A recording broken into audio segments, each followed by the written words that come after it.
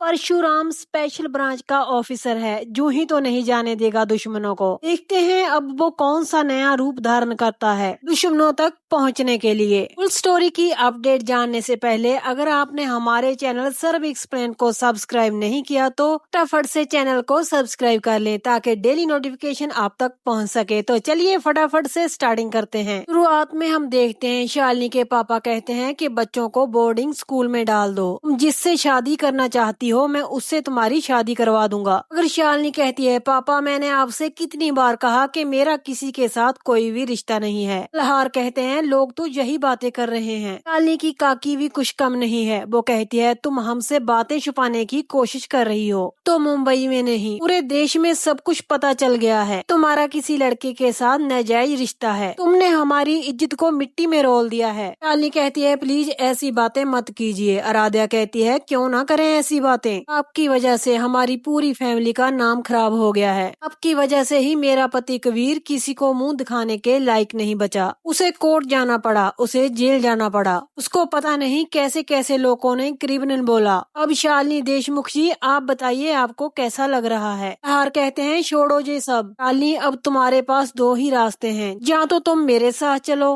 मेरी जहाँ तक पहुँच है मैं तुम्हें बचा लूंगा, उस लड़के से मेरा परिचय करवा दो, एक बाप होने के नाते मैं आखिरी कर्तव्य निभा दूंगा, उसके बाद तुम मेरी जिंदगी से चले जाना, कभी भी अपनी शक्ल मत दिखाना, मैं समझूंगा कि तुम मेरे लिए मर चुकी हो। ये सुनकर शालिनी पूरी तरह टूट जाती है। वो कहती है क्या कहना चाहते हैं आप लोग। शालिनी की काकी कहती है सही तो बोल रहे हैं, तुम एक निहायती बदचलन औरत हो। शालिनी कहती है आप लोग यही प्रूफ करना चाहते हैं ना कोर्ट में, मुझे पता है आप लोग मुझे बदनाम करना चाहते हैं। वो उन सबको कहती है कि निकल जाइए मेरे घर से बाहर। मल्हार कहते हैं तुम अपने बाप को घर से बाहर निकाल रही हो। शालिनी कहती है हाँ निकाल रही हूँ, कल रात मुझे काका ने फोन किया था और आज आप लोग यहाँ पर आ गए। मल्हार कहते हैं कि हम शिव प्रसाद का श्राद्ध करेंगे। तभी कबीर कुलकर्णी भी वहाँ पर आ जाता है। वो कहता है कि पंडित जी के कहे अनुसार हम उनका श्राद्ध कर देते हैं, फिर पता चलेगा आप कितनी पवित्र हैं, आपका किसी के साथ रिश्ता है या नहीं। शालिनी किसी को कुछ कहे या ना कहे मगर कबीर को वो दो चार सुना ही देती है। वो कहती है कि अपनी जवान को लगाम दो। शालिनी कहती है मैं अपने पति का इंतजार करूंगी और मुझे पता है कि मेरे पति जिंदा हैं। तभी मल्हार शालिनी से कहता है मैंने तुम्हें जैसे बोला वैसा करो, मुझे पता है नंदिनी भी इस काम में हमारा साथ देगी। बच्चों को बोर्डिंग स्कूल में डालो और उनकी परवरिश करो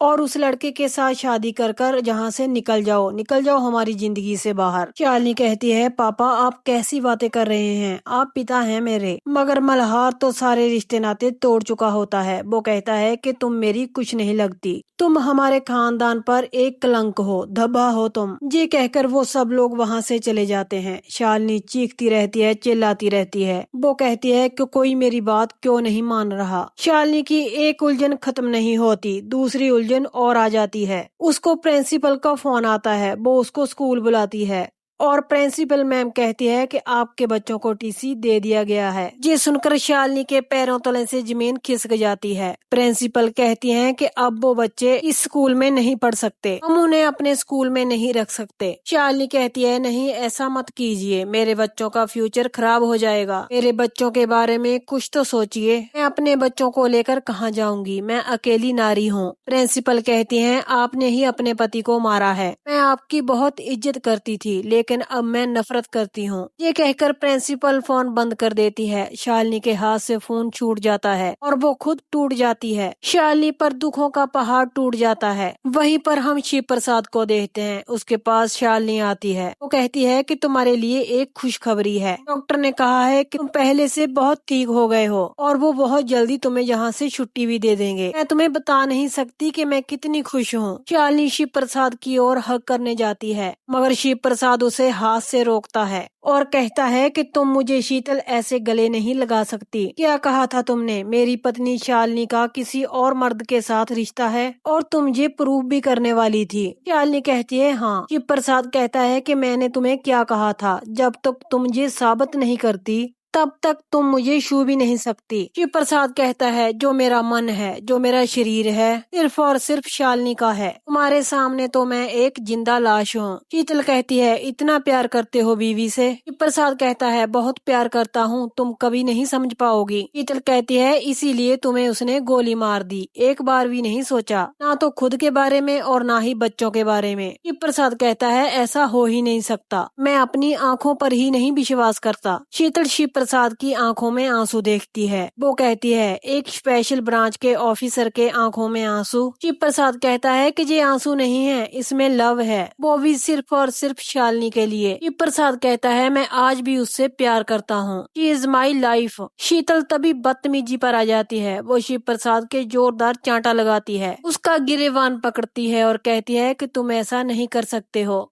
तुम सिर्फ मेरे हो। प्रसाद शीतल को कहता है कि छोड़ो मुझे, तुम चाहे मुझे जितना मर्जी भड़का लो कि मेरी पत्नी किसी और की हो चुकी है, अगर मुझे शालिनी पर विश्वास है कि वो आज भी सिर्फ और सिर्फ मुझसे ही प्यार करती है। जब शीतल की एक नहीं चलती, वो कहती है, हमारी खोली पर हर वक्त निगरानी रखी गई थी, इसलिए मुझे पता चला है कि वो विक्की शर्मा आज तुम्हारे घर आ रहा है। तभी हम देखते हैं एक बड़ी सी गाड़ी में एक लड़का उतरता है और उसके हाथ में फूल होते हैं। मोहल्ले की महिलाएं कहती हैं कि ये कौन है और किसके घर आया है। वो कहते हैं, इतनी बड़ी गाड़ी, कोई ना कोई तो बात जरूर है। वहाँ पर शीतल भड़काने का काम करती है। वो शिव प्रसाद से कहती है, तुम घर पर मौजूद नहीं हो, इसलिए आज वहाँ पर खुल्लम खुल्ला प्यार चलने वाला है। वो लड़का ढेर सारे गिफ्ट और ढेर सारा प्यार लेकर आ रहा है। वो एक रईस बाप का बिगड़ा हुआ बेटा है, जिसके कैरेक्टर का कोई अता पता नहीं है। तुम्हारे घर की पवित्रता को वो बर्बाद करने के लिए आ रहा है। शिव प्रसाद को शीतल की बातों पर गुस्सा आ रहा होता है। वो उस पर हाथ उठाने की कोशिश करता है। वहीं पर वो गुंडा जिसको कुलकर्णी ने पैसे दिए थे शालिनी को घर से बाहर निकालने के लिए, वो भी विकी की ओर ध्यान से देखता है। चंदू किसी को फोन करता है। वो कहता है कि बंदे अंदर पहुंच चुके हैं। सूरज डूबने से पहले ही देशमुख परिवार का सूरज डूब जाएगा, हम लोग उसका काम तमाम कर देंगे, आप बेफिक्र रहिए। वहीं पर शिव प्रसाद शीतल से कहता है कि अगर ये बात गलत निकली तो मैं तुझे मार डालूंगा। शीतल कहती है, मारो मुझे, लेकिन अगर ये बात सही निकली तो क्या तुम मुझे इन्हीं हाथों से प्यार करोगे? शिव प्रसाद उसी हाथ से अपना माथा पीटने लग जाता है। कहता है कि मेरी बात तुम समझ क्यों नहीं रही हो? शालिनी कहती है, तुम नहीं समझ रहे हो, जितना तुम तड़फ रहे हो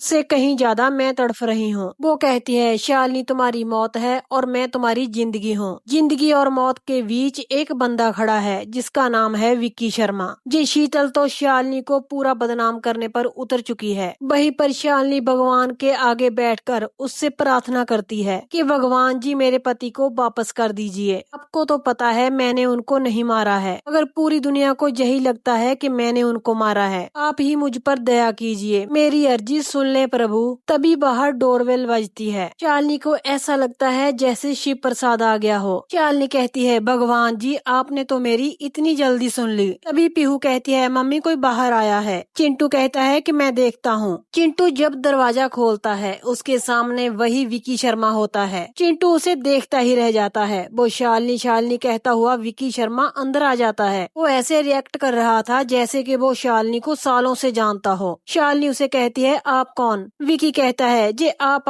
क्या कर रही हो? जे लो तुम्हारे लिए फूल। तभी दरवाजे पर चंदू सभी महिलाओं को लेकर आ जाता है। पीहू कहती है, मम्मा जी कौन है? शालिनी इससे पहले कुछ कहती, उससे पहले विक्की शर्मा कहता है, आप मुझे नहीं पहचानोगे, लेकिन आपकी मम्मा मुझे बहुत अच्छी तरह जानती है। हम दोनों एक दूसरे को पहले से ही जानते हैं, कॉलेज के टाइम से हम दोनों एक साथ ही पढ़े हैं। बेशरम विक्की शर्मा कहता है, कम ऑन शालिनी, अब तो वक्त आ चुका है पूरी दुनिया को अपने बारे में बताने का। शालिनी उसकी बातें सुनकर परेशान हो रही थी। वो कहती है, लेकिन आप हो कौन? विक्की शर्मा पूरा ड्रामा रचता है। वो आसपास महिलाओं को और चंदू को देखता है और शालिनी को कहता है, आई एम सॉरी शालिनी, मुझे यहाँ पर नहीं आना चाहिए था, लेकिन मैं क्या करूँ, मैं अपने आप को सुबह से कंट्रोल कर रहा था, लेकिन मैं अपने इमोशन को रोक ही नहीं पाया, ना चाह कर भी यहाँ पर आ गया। लेकिन शालिनी, आज तो तुम जानती हो मेरे लिए दिन बहुत बड़ा है, क्योंकि आज के दिन ही तो मैंने तुम्हें प्रपोज किया था और तुमने एक्सेप्ट भी किया था। जब मैंने तुमसे कहा था आई लव यू शालिनी,